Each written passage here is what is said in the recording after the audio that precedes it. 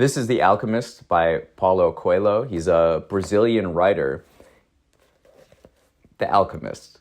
I first read this book in like 2014, and I was like, yeah, this is one of my favorite books of all time. Not that I read a whole lot of books by that point, but I remember kind of placing it on my this is one of my top 10 favorite books for sure. And then throughout the years, I kind of forgot about it. And then I got really into reading and I read many other books. But lately, I've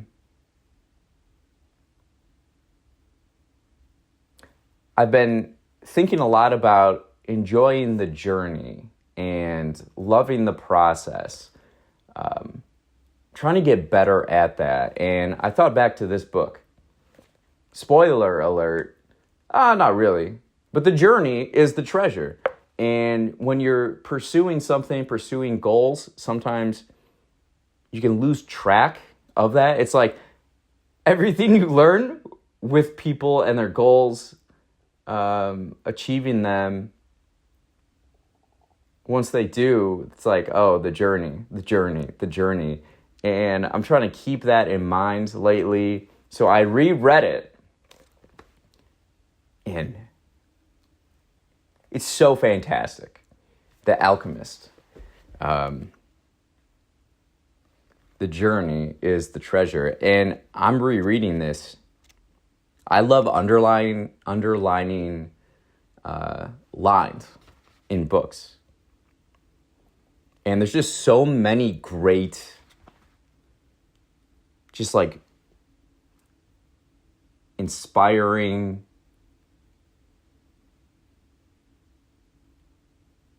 in like philosophical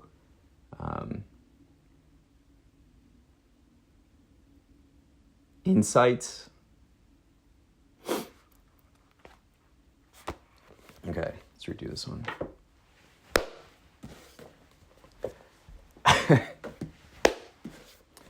The Alchemist by Paulo Coelho. He's a Brazilian writer, and I first read this in like 2014. And at the time, I'm like, oh, this is one of my favorite books of all time. This is definitely in my top 10. And not that I've read a lot of books until that point, but it really inspired me. It really touched me. It was what I needed at that moment, right? A lot of times with books, we can read something and it's like, wow, it can change the entire trajectory of your thoughts and your actions and life. The big thing about The Alchemist, spoiler alert, although not really, is the journey is the treasure. Lately, I've been thinking about that and not necessarily, I don't know about living it. I'm trying to get better at enjoying the process, loving the journey. You know, when you're pursuing a destination or a goal,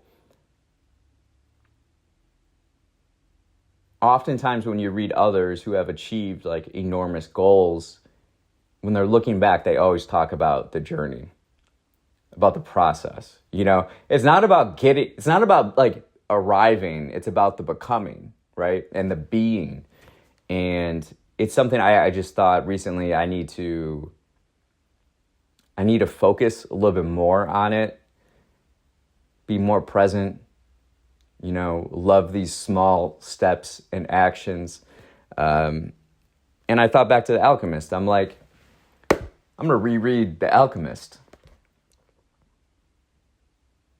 And it just blew me away how relevant it was for me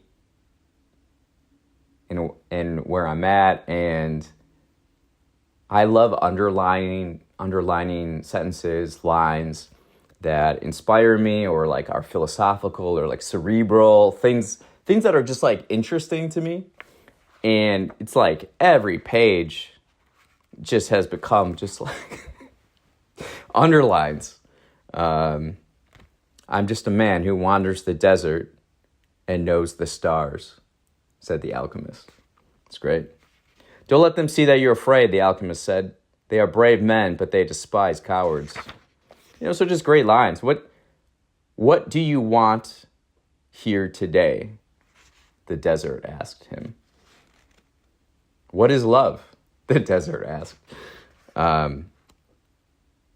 So I had experienced so much joy rereading this. I see why it was a favorite. It's a favorite of so many people. I encourage you to read this. If you haven't, it is amazing. It's so well written and so well executed. The story is just so endearing. It's so simple. The sophistication in the simplicity is remarkable. Just overall, just well executed, packs so much punch in a brief literary work.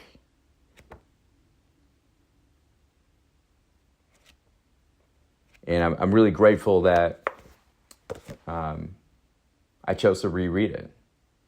The Alchemist, Paulo Coelho.